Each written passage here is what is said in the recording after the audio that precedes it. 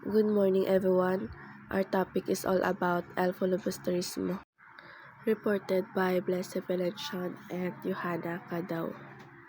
The hero of El Filibusterismo is literally named Simon.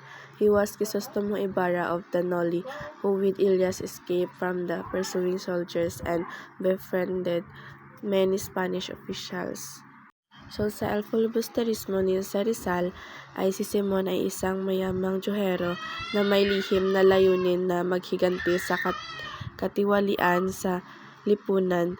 Si Crisostomo Ibarra naman ang pangunahing tauhan sa unang nobela ni Rizal na ang Noli Me Tangere. Bagaman may ilang mga karakter na parehos sa dalawang nobela, may kaibang kwento sila na may kanyang-kanyang pangunahing tauhan. So si Simon ay isang komplikadong karakter na puno ng layunin na magdulot ng pagbabago at katarungan. The story of El Filibusterismo begins on board the clumsy roundish-shaped steamer is sailing upstream the Pasig from Manila to Laguna de Bay. Sa mga pasahero, kasama si Simon ang mayamang Johero, so si Donyang Vitorina ang nakakatawang labis na pro-Spanish na katutubong babae na pumunta sa Laguna upang hanapin ang kanyang hinaharapang asawang si Tiburcio de Espadaña na iniwan siya.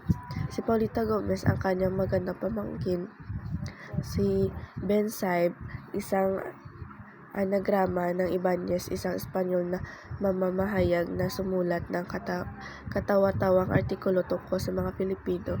So si Padre Silpaila, base reactor ng Universidad ng Santo Tomas, si Padre Caroma ang pari ng bayan ng Tiani, si Don Custodio, isang pro-Spanish na Pilipino na may posisyon sa gobyerno, si Padre Salve naman ay isang payat na Prasiskano at dating kura ng San Diego. Si Padre Irene naman isang mabait na prele na kaibigan ng mga estudyanteng Filipino. Si Padre Florentino isang retiradong marurunong at makabasang Filipino pari.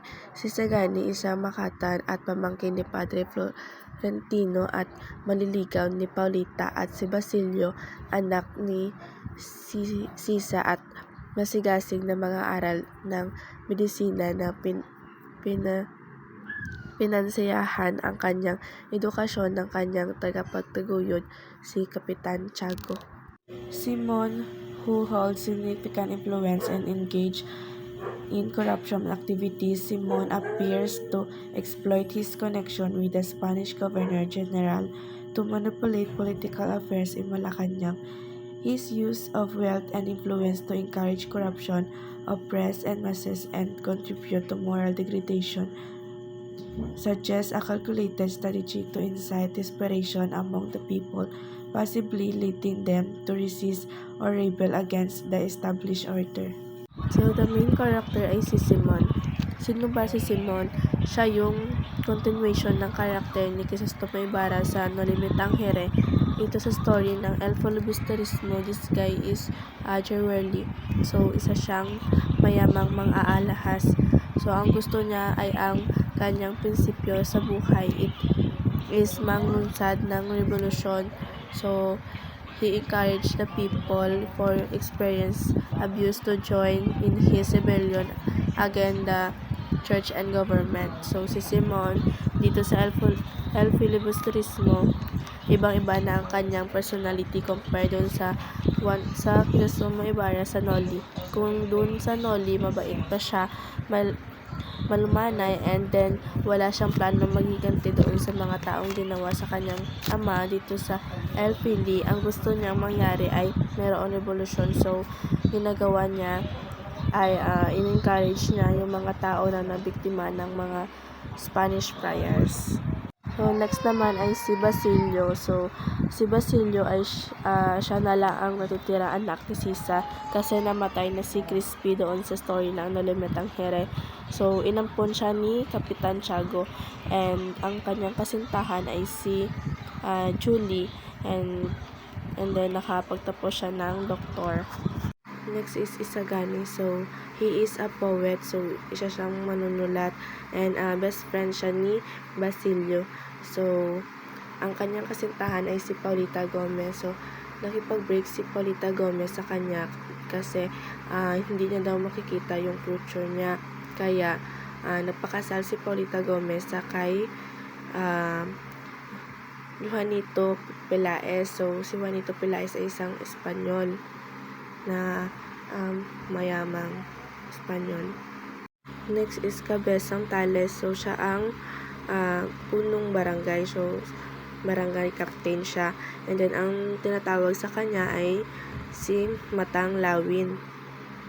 Next is si Don Custodio. So, isa siyang famous journalist na tinatanong sa mga student niya about sa mga desisyon niya for Academia de Castellano. So, in reality, nakapag-asawa siya ng mayamang babae kasi para mapamember siya sa Manila High Society. So, si Don Custodio ay manggagamit. Next is si Paulita Gomez. So, siya ang kasintahan ni Isagani before. And then, pamangkin siya ni Doña Victorina. And then, pakiramdam niya siya ay isang Peninsulares. So, sabi ko kanina, si Paulita Gomez ay sa huli, kinasal siya kay Juanito Pelaez kasi kay feeling niya kasi kay Isagani, hindi niya makikita yung future niya. Kaya, sa huli, pinili niya si Juanito Pelaez. Next is si Father Florentino. So, he is Isagani God's father and secular Priest. So, siya pala ang ninong ni Isagani and he is a secular Priest. So, pag sinabi naman secular Priest, ito yung mga pari na Pilipino. Kapag regular Priest naman, ay ito yung mga pare Espanyol. So, ganon yung term na tinawag noon ng mga Espanyard. Next is si Julie. She is Juliana de Dios and the girlfriend of Basilio and the youngest daughter of Cabezang Tales. Next is si Ben Saib. So, ang totoong pangalan niya ay si Abraham Ibanez. And then, siya ay journalist. So, siya sang manunulat. And then, iniisip niya na nang siya lang ang may pakialam sa Philippines o siya lang ang may iniisip na siya lang ang nag-iisip sa sitwasyon ng Pilipinas. Next ay si Placido Penitente. So, he is a student of Santo Tomas. So, siya ay ng matalino pero ayaw niyang mag-aral. Next ay si Quiroga. He is a Chinese businessman na gusto niya na magiging consulate of China in the Philippines. So, ang consulate ay isang government na dito sa Pilipinas. Next is the chapter 1 on the upper deck. So, dito inilarawan na ang steamer na tabo na dumaraan sa Ilog Pasig noong Desyembre ay dala ang maraming pasahero patungo sa lalawigan ng La Laguna. Itinuturing na matibay ang steamer na halos bilog tulad ng tabo. So, isang uri ng lalagyan. At bagamat ito ay nagmamayari ng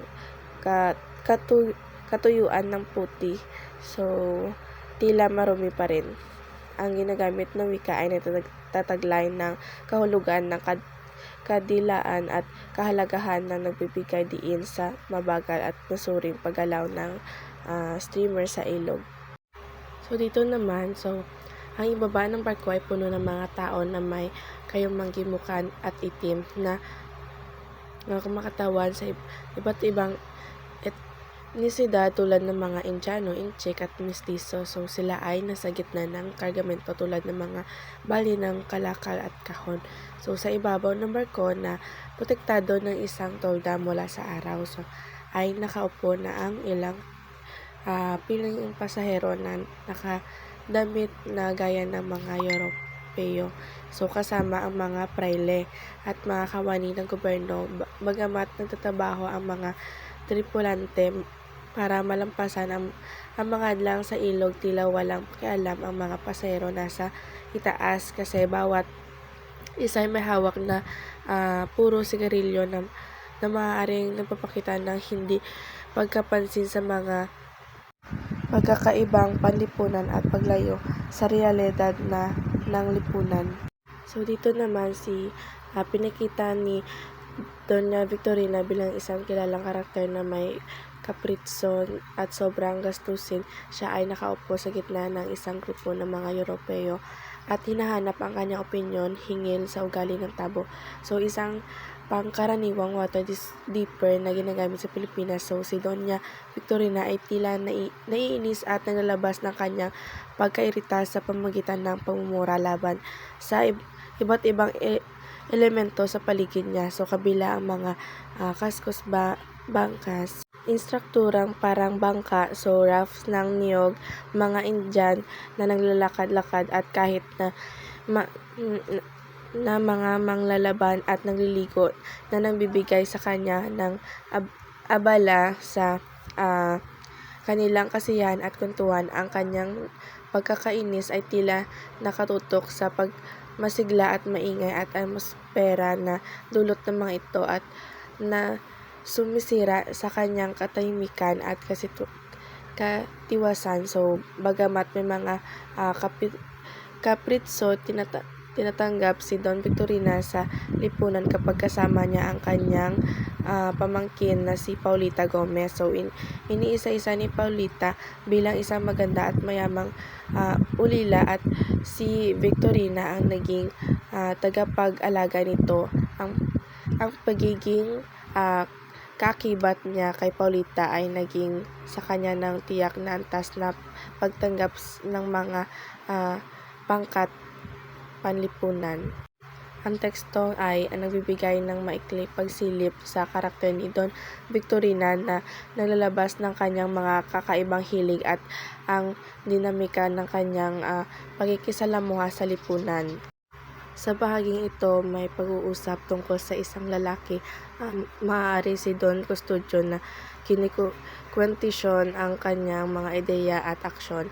Ang pagsasabi ng pagpapadapa kay His Excellency ay nagpapahiwatig ng koneksyon sa mas mataas na awtoridad. So, lahat ng iba pang kausap kasama ni Bensay, Padre Irene, Padre Salvi, and ang na-offend na si Padre Sibayla, ang kanilang kulangan ng tiwala sa direksyon ng nasabing tao. And next, ang nagsasalita ay nagtatanong ng husga sa tao ito, binibigyan diin ng kanyang Amerikano na pinagmulan at pinahiwatig na marahil ay iniisip niyang parang redskin ang mga lokal. So may pagkainis at pinapahayag hingil sa pagsalita ng mga sensitibong bagay sa isang steamer at hindi sang-ayon ang nagsasalita sa payo ng taong ito hingil sa espedisyon ng Carolines at kampanya sa Mindanao na inaasahan niyang magdudulot ng kasiyahan at masamang resulta. So ang kritisismo ay pinag-igting sa paksa ng partisipasyon ng taong ito sa pangasiwa at pagtatatayo ng isang cruiser. Binibusisi ang kahalagahan ng isang tagapagsukat kahit kaanuman kayaman at matalino sa larangan ng konstruksyon ng barko. Ang bahagi ng teksto ay nagpapakita ng pag-alinlangan at di pasang-ayon ng mga karakter hingil sa mga desisyon at impluwensya ng taong ito. So yan lamang po, and ang next reporter ay si Johanna Cadaw.